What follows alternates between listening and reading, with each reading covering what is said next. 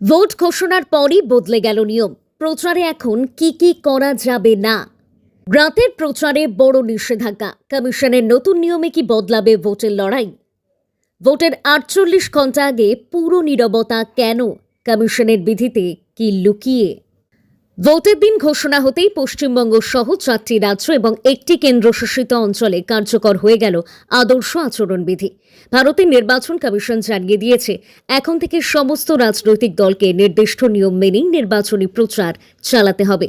সবচেয়ে গুরুত্বপূর্ণ নির্দেশ, রাত 10টা থেকে সকাল 6টা পর্যন্ত কোনো নির্বাচনী প্রচারে লাউডস্পিকার, পাবলিক অ্যাড্রেস সিস্টেম বা সাউন্ড অ্যাম্প্লিফায়ার ব্যবহার করা যাবে না। এই নিয়ম কার্যকর হবে সব রাজনৈতিক দল এবং প্রার্থীর ক্ষেত্রেই। এছাড়াও কমিশন স্পষ্ট জানিয়েছে, কোনো কেন্দ্রের ভোট গ্রহণের ৪৮ ঘন্টা আগে সমস্ত প্রচার বন্ধ করতে হবে। এই সময়কে বলা হয় সাইলেন্স পিরিয়ড। এই সময়ের মধ্যে লাউডস্পিকার ব্যবহার করা তো দূরের কথা, সংশ্লিষ্ট আসনের পরিস্থিতি নিয়ে সরাসরি বা ইঙ্গিতে কোনো মন্তব্য করা যাবে না। এমনকি ওই এলাকা নিয়ে সাংবাদিক বৈঠকেও কোনো মন্তব্য রাখা যাবে না। পরিবেশ রক্ষার বিষয়েও সতর্ক করেছে কমিশন।